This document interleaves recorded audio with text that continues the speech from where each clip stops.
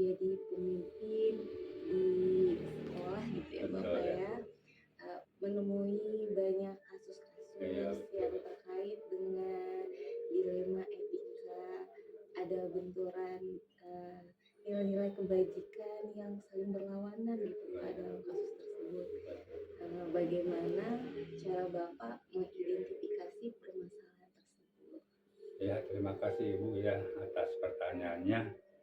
Selama ini yang saya lakukan bila ada kasus, saya selalu berkoordinasi dengan rekan-rekan guru. Ya, semua guru dikoordinasikan untuk apa? Untuk menentukan, mengidentifikasi apakah kasus ini termasuk kategori dilema etika atau termasuk bujukan moral ya kan. Ibu tahu kan kalau dilema etika itu benar sama benar kan ya, benar PS benar, itu namanya dilema etika. Kalau bujukan moral itu benar PS salah ya kan, seperti itu. Nah, kalau untuk bujukan moral sebetulnya gampang Bu, karena ada benar dan ada salah. Yang jadi permasalahan itu biasanya dilema etika. Jadi saya di sekolah selalu koordinasi dengan rekan-rekan guru untuk memecahkan tersebut. Gitu Ibu. Ya, terima kasih Ya.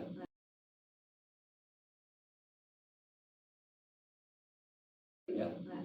Ya. Kemudian bagaimana selama ini Bapak menjalankan pengambilan keputusan di sekolah, terutama untuk kasus-kasus di mana ada dua kepentingan yang sama-sama benar, gitu, atau sama-sama memiliki nilai-nilai kebajikan. Ya betul Ibu, itu merupakan dilema ya buat kepala sekolah selaku pimpinan sebetulnya itu. Karena kan kedua-duanya benar, benar dan benar. Tapi tetap kepala sekolah itu harus memutuskan. Nah untuk itu maka saya di sekolah saya itu ada yang disebut dengan mengambil keputusan itu melihat dari peduli, Bu. Peduli, terus kasih sayang dan memikirkan dampak jangka pendek, juga memikirkan dampaknya untuk jangka panjang gitu Bu. Dan yang berikutnya juga kita harus melihat nilai-nilai kebaikan dan bermanfaat bagi banyak orang. Itu Ibu ya untuk pertanyaan. Ya, baik Bapak. Ya. Jadi melihat dari kepeduliannya, kemudian dampak jangka pendek. Iya, jangka pendek, jangka panjang Ya. itu juga.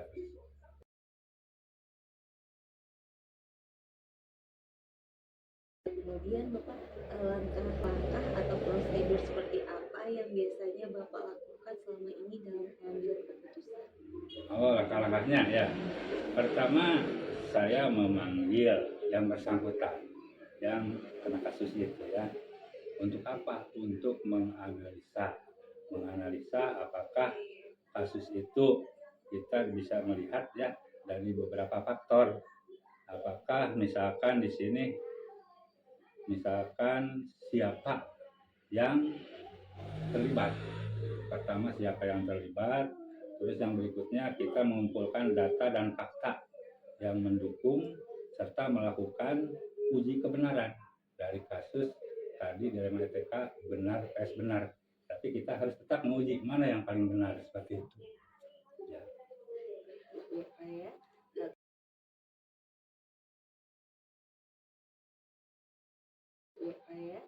Kemudian hal-hal apa saja yang selama ini Bapak anggap efektif dalam pengambilan keputusan pada kasus dilema etika?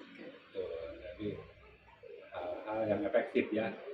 Menurut pendapat saya itu bisa efektif bila mengenali nilai-nilai yang saling bertentangan. Kita harus mengenal dulu nilai-nilai yang bertentangannya di mana, itu yang pertama. Terus yang keduanya menerapkan atau menentukan siapa yang terlibat dalam kasus itu. Jadi yang terlibat itu siapa saja setelah mengenal nilai-nilai bertentangan tersebut.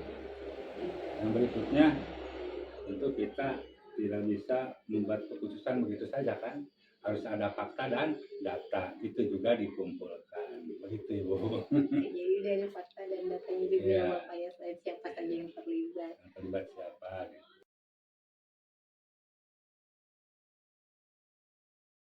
Kemudian kira-kira hal-hal apa saja gitu Pak yang menjadi tantangan selama ini dalam pengambilan keputusan?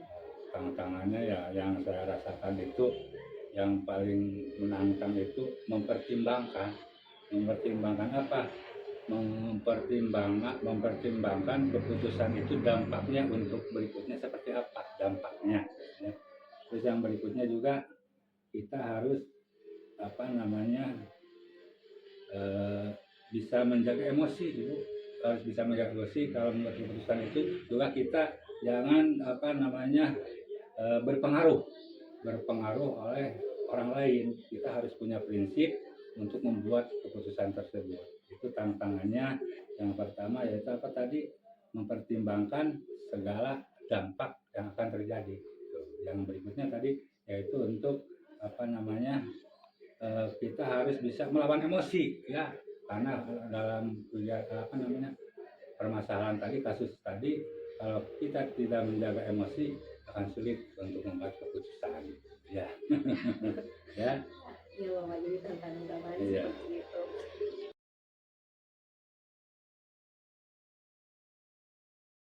Kemudian selanjutnya Bapak, apakah Bapak memiliki sebuah jadwal tertentu dalam menyelesaikan kasus dilema etika? Apakah Bapak langsung menyelesaikannya Ya. atau memiliki jadwal tertentu?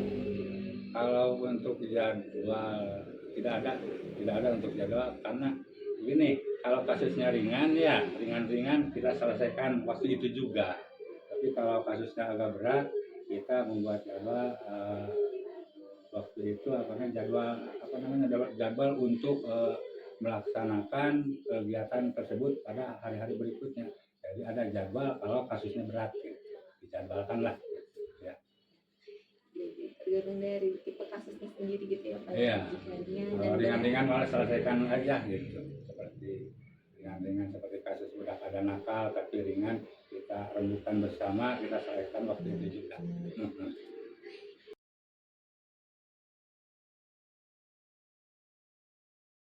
selanjutnya, adakah seseorang atau faktor-faktor yang selama ini mempermudah atau membantu Bapak dalam pengambilan keputusan?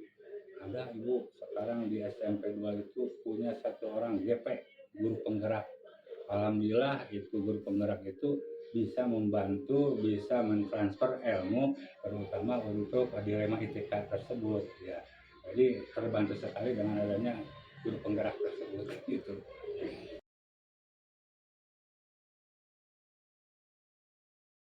Terakhir Bapak, Ya. dari semua hal yang telah Bapak sampaikan, ada apa pembelajaran yang dapat dipetik dari pengalaman selama mengambil keputusan terkait dilema ini? Ya, ada Ibu ya. Pembelajaran yang saya petik pertama bahwa pengambilan keputusan itu adalah peran yang paling utama, kita harus punya pikiran yang jernih. Ya, jernih itu keputusan. Yang kedua, kita harus berkomunikasi dan koordinasi dengan pihak internal maupun pihak eksternal untuk terjadinya pengambilan keputusan itu sesuai dengan sasaran dan berdampak positif untuk kemajuan sekolah. Ya.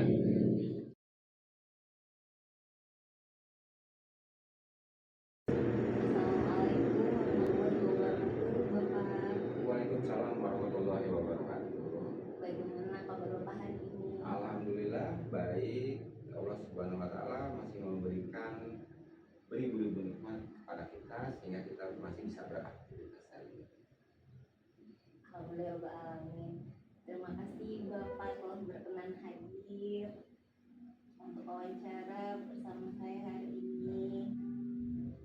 Bapak meluangkan waktunya dengan kegiatan di bulan Agustus ini yang begitu padat jadwalnya. Bapak boleh tanya-tanya Silakan. perihal pengambilan keputusan Bapak Wawan sebagai kepala SMP Negeri 9 Banjarsari, apakah pernah menemui masalah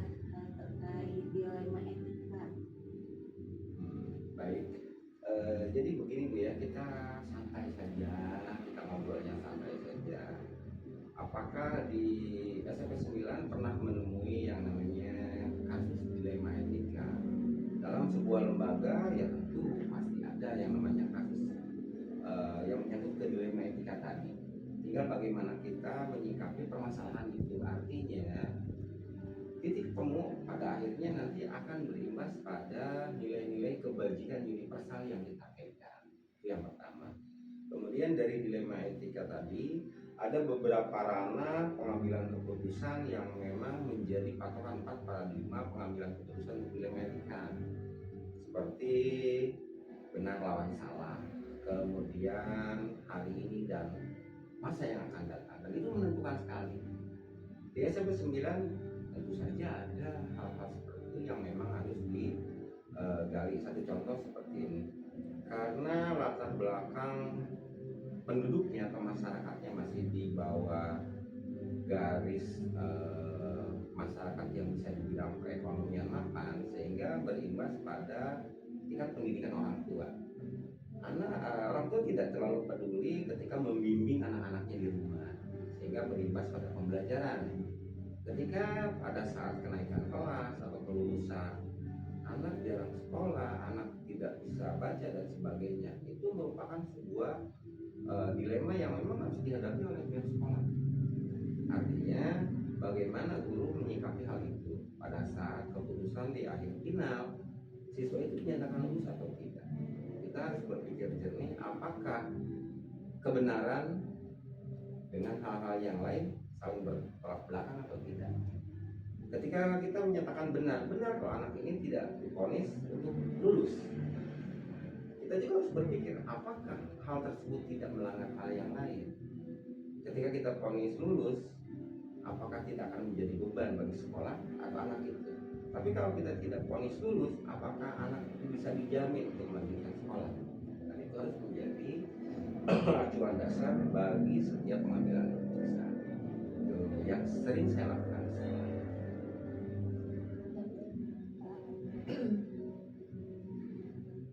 Jadi contoh dari dilema etika yang terjadi itu adalah pada saat siswa ada yang bermasalah gitu ya Bang ya, secara kehadirannya, kemudian juga secara kemampuannya, karena ya memang belajar itu tidak hanya di sekolah gitu ya, perlu dukungan lingkungan belajar dari orang rumahnya seperti itu. Kemudian saat penentuan kenaikan kelas atau kelulusan gitu ya, mempertimbangkan hal-hal yang sekiranya itu kedepannya seperti apa gitu ya, mempengaruhi masa depan si anak atau tidak. Bagaimana guru-guru itu melakukan siswa tidak kepada permasalahan yang ditemui gitu ya, kayak tidak terjadi pembiaran gitu ya.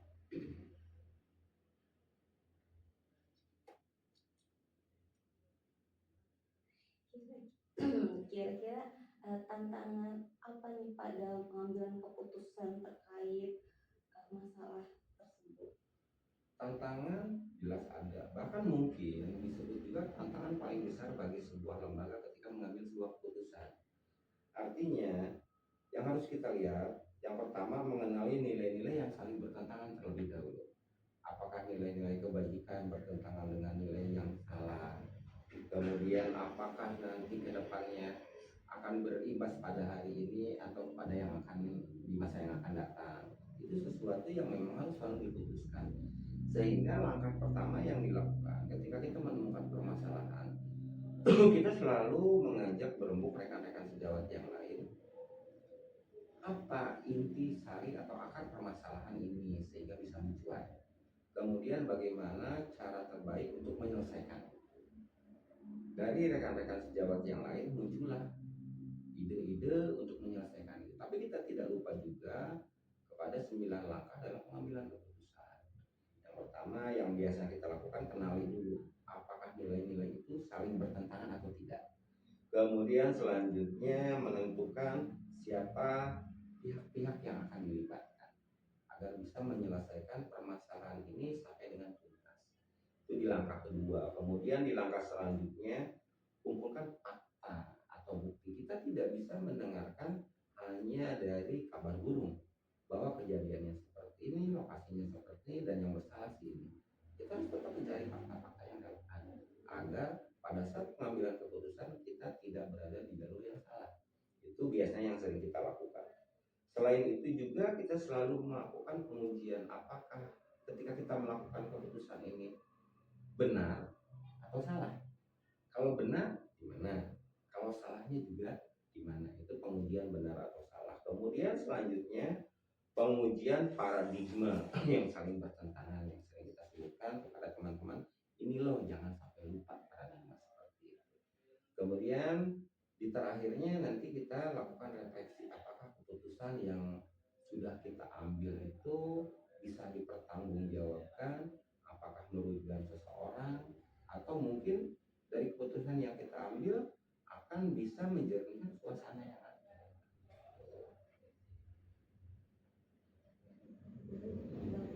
Jadi dalam mengambil keputusan itu harus melewati beberapa tahapan dan ada beberapa langkah yang harus diuji seperti itu.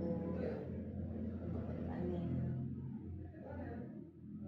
apakah dalam menyelesaikan permasalahan itu Bapak memiliki tenggat waktu? Tergantung tingkat kerumitan dari permasalahan.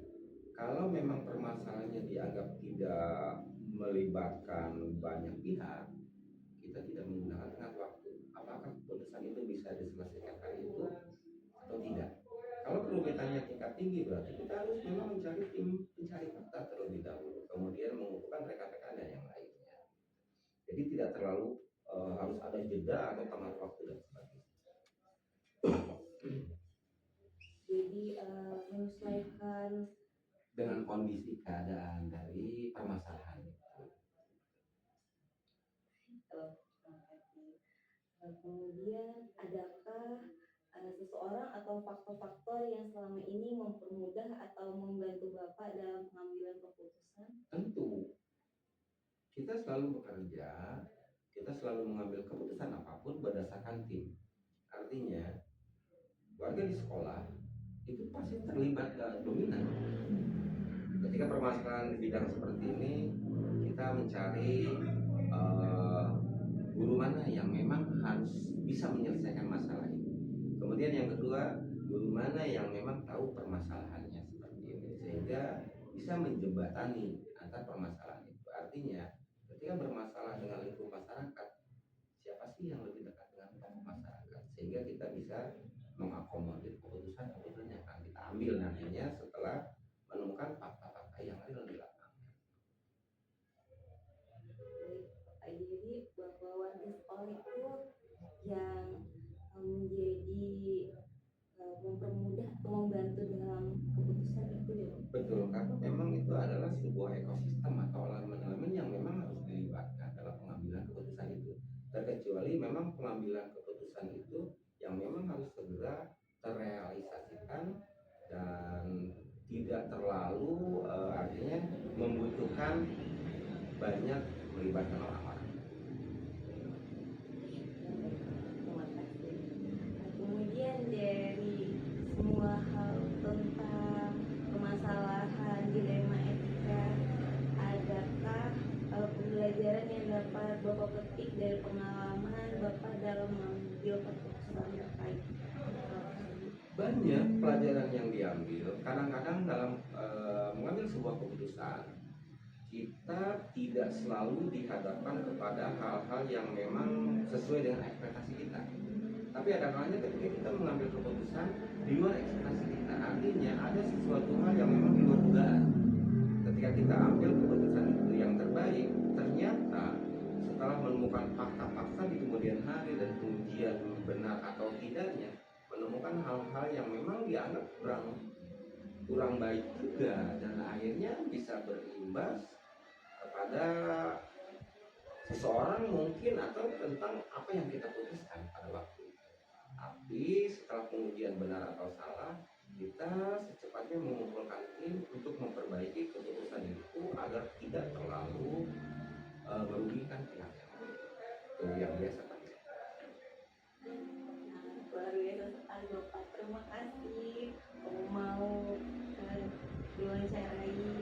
Banyak hal-hal yang saya dapatkan dari wawancara kita hari ini, bahwa pengambilan keputusan apalagi permasalahannya terkait dilema etika itu, untuk seberapa berat atau tidaknya kasus tersebut itu harus melibatkan Harus melibatkan orang. orang lain gitu. Kemudian juga harus diuji dan juga dipikirkan dampak ke depan itu akan seperti apa. Lalu setelah dilakukan atau diambil keputusan, setelah diterapkan keputusan tersebut, dilihat apakah masih atau ada gitu kekurangannya, kelemahannya seperti itu, kemudian segera untuk Diperbaiki dari hasil refleksi. melihat itu. Ya, terima kasih banyak Bapak, banyak pelajaran yang saya ambil satu lukisan. Siap. Terima kasih Bapak siang hari ini, semoga Bapak enggak keberatan kalau saya